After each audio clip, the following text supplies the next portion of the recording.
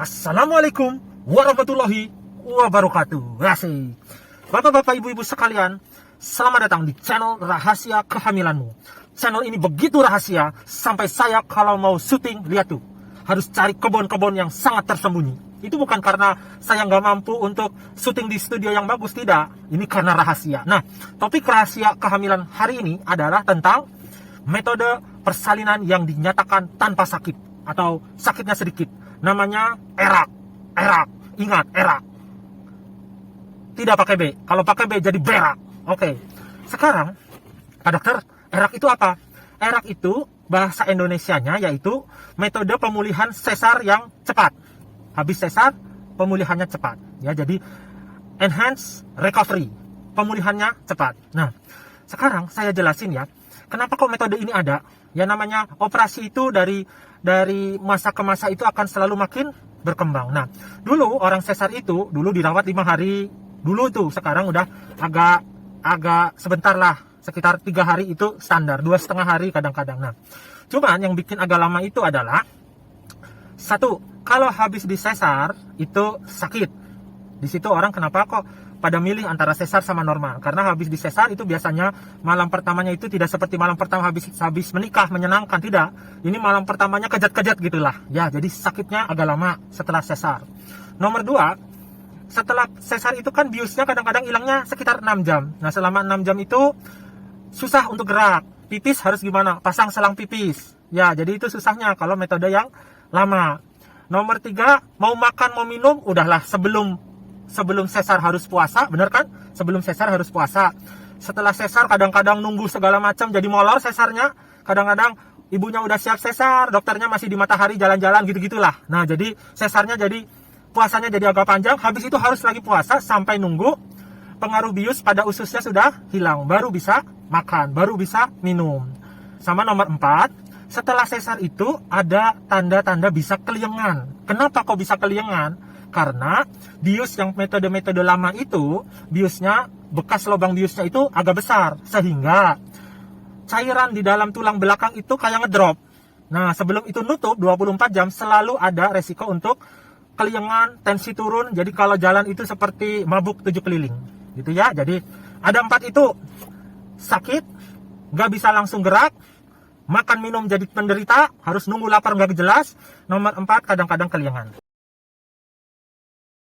Ntar dulu ya, ada orang mau lewat karena ini rahasia. Ntar dulu, tuh kan lewat kan, ini kebon soalnya. Nah, namanya orang operasi kan dibius. Bius itu sebenarnya ngebius 2 hal.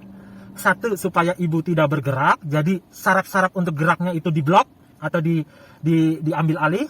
Nomor 2, saraf-saraf nyeri. Jadi ingat itu, 2 itu, saraf untuk gerak dan saraf untuk nyeri. Setelah biusnya hilang, memang bisa gerak, tapi nyerinya kerasa. Masuk akal ya? Oh, biusnya hilang. Oh ya, bisa gerak, bisa makan, bisa minum, tapi nyerinya kerasa. Nah, cuman akhirnya diambil jalan tengah. Gimana caranya geraknya bisa cepat? Nah, kalau geraknya bisa cepat ini untungnya apa? Untungnya apa? Kalau geraknya bisa cepat artinya bisa ke kamar mandi, bisa ketemu keluarga dan bayi, bisa juga makan minum dengan enak, dan bisa langsung pipis, nggak pakai selang kateter, bisa juga bangun. Itu artinya geraknya cepat kembali. Tapi ingat, kalau geraknya cepat kembali, artinya apa? Kelanjutannya, sakitnya cepat kembali. Nah, ini jalan tengahnya. Jadi, sekarang dengan metode erak itu dibikin, biusnya itu dosisnya lebih rendah. Dengan dosisnya lebih rendah artinya apa? Geraknya cepat balik. Ususnya cepat bisa makan minum lagi. Ya, terus pipisnya cepat lancar. Terus jalan juga cepat bisa mobilisasi. Makanya kalau di video-video yang lain ibu lihat banyak yang habis metode erak langsung 30 menit bisa duduk, 30 menit langsung bisa makan kayak gitu. Itu artinya saraf untuk geraknya di badan udah ambil alih lagi, udah bisa kembali lagi. Karena apa? Dosis daripada biusnya diperkecil. Ada yang bahkan sampai tiktokan, bayangin. Saya pernah lihat itu sampai tiktokan. Nah, tetapi ibu ingat, dengan adanya gerak yang cepat kembali ini, maka mau tidak mau nyerinya akan cepat kembali. Oleh karena itu metode erak ini biasanya kalau di rumah sakit itu biasanya masih terbatas di rumah sakit swasta. Kenapa begitu? Karena untuk mengimbangi daripada nyeri yang sakit ini, setelah itu kalau rumah sakit biasa. Kalau rumah sakit biasa atau rumah sakit BPJS kan makin lama BPJS makin efektif ya. Makin efektif itu makin ngitung-ngitung gitu loh. Apa aja yang bisa dipangkas, termasuk obat anti nyeri. Makin lama itu makin efektif. Nah, dengan metode ERAK ini, mau tidak mau, setelah biusnya cepat hilang, harus ada obat anti nyeri yang bagus. Dan obat anti nyeri yang bagus itu, mohon maaf ya, mau tidak mau pasti mahal. Mau tidak mau pasti negara agak keberatan untuk ngasihnya. Lebih baik kasih yang biasa-biasa saja. Benar ya? Obat nyeri yang bagus ini perlu pengawasan daripada dokter bius. Di teknik operasi yang lama, setelah si ibu sudah lahiran, maka obat anti nyeri segala macam itu udah standar paketannya dokter kandungan. Nah, kalau ini biasanya ibu akan terus dipantau sama dokter bius untuk menyesuaikan nyerinya. Oleh karena itu, biasanya harganya akan jadi lebih mahal. Karena biasanya ibu hanya konsentrasi membayar jasa perawatan daripada paket kandungan, sekarang ada paket dokter bius. Nah, seperti itu. Kenapa kok jadi agak mahal? Harganya juga beda-beda gitu. Ya, jadi sampai sini mengerti apa kira-kira keuntungannya dan apa konsekuensi yang harus dibayarkan. Sekarang pertanyaannya, ini pertanyaan penting nih Pak Dokter. Saya lihat kalau banyak orang-orang yang habis ERAK itu merayakannya dengan banyak aktivitas gitu ya. Terus habis itu banyak joget-joget, bahkan ada yang tiktokan gak jelas gitu ya misalnya ya. Jujur kalau menurut saya, dengerin ini. Ini penting bagi ibu dan bapak. Ibu dan bapak punya mobil atau punya motor. Di mobil itu biasanya di belakang itu ada sensor. Namanya sensor untuk mundur. Sensor itu kalau kita mundur, mau menabrak sesuatu, dia bunyi. Tit, tit, tit, tit, tit, tit. Bunyinya pasti tit, tit. Bukan titit, tapi tit, tit, tit gitu ya. Nah, makin lama, makin dekat mau nabrak, dia bunyi itu ribut. Tit, tit, tit, tit, tit, tit, tit, tit, tit, gitu. Pokoknya tit, tit, tit lah. Nah, yang mau saya bilang itu sebenarnya bukan titit, Bu. Yang saya mau bilang itu sebenarnya bukan titit. Sensor itu ada, sensor itu ngeganggu supaya itu adalah tanda peringatan bagi ibu sama bapak jangan sampai nabrak. Rasa nyeri, ingat ini kuncinya. Rasa nyeri itu ada di dalam badan, dibikin sama Allah sebagai sensor. Memang dia itu ganggu, tapi itu ngasih tanda. Misalnya gini, habis operasi kok saya nyeri sekali. Tandanya jaringan itu habis dipotong, jaringan itu habis dijahit, jaringan itu lagi perlu istirahat untuk nyembuh, jaringan itu harus diistirahatkan. Supaya apa? Supaya dia nyatu, supaya jaringannya bisa sembuh dengan tenang. Nah, sekarang sakit itu pada jaringan yang habis dioperasi itu sebagai sensor dari Allah bahwa hey, jaringan itu masih mau nyembuh, masih perlu istirahat, masih perlu jangan terlalu keras dipakai. Nah, sekarang hati-hati, sensor itu ditimpa sama obat. Tuh, bayangin seakan-akan ini ada mobil, tapi sensornya dicabut, sensor nabraknya gitu. Ya emang gak keganggu, emang rasanya baik-baik saja, emang rasanya lebih enak, gak ada bunyi-bunyi titit, gak ada segala macam.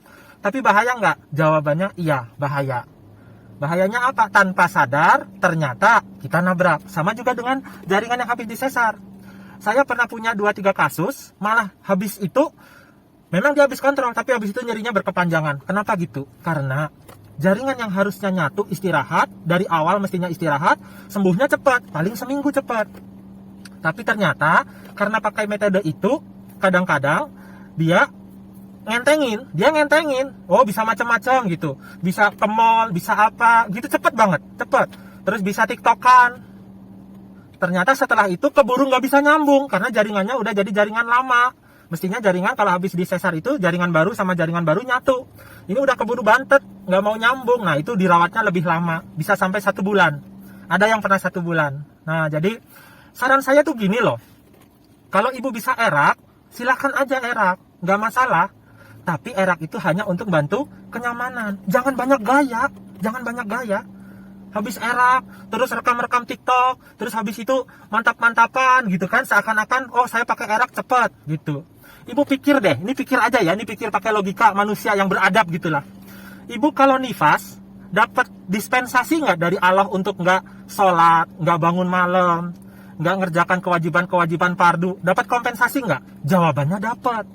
Karena apa? Karena Allah tahu ibu habis lahiran perlu istirahat yang diurus banyak.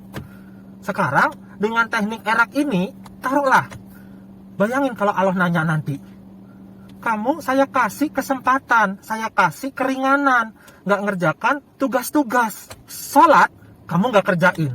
Bangun pagi-pagi, malam-malam kamu nggak kerjain.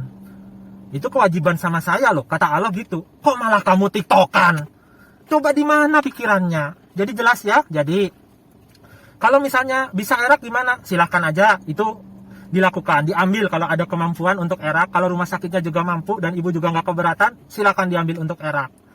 Tapi erak itu supaya ibu lebih nyaman pergerakannya. Nah masalah sakit, walaupun tidak sakit jangan banyak gaya sampai 1-2 minggu. Ngerti ya? Moga-moga hal ini semua bisa menambah wawasan sedikit supaya ibu tidak banyak gaya. Enggak deng, saya mah supaya ibu ngerti dan supaya tidak bingung.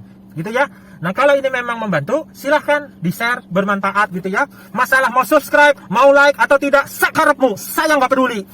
Kebangetan aja kalau nggak subscribe gitu ya. Wassalamualaikum warahmatullahi wabarakatuh.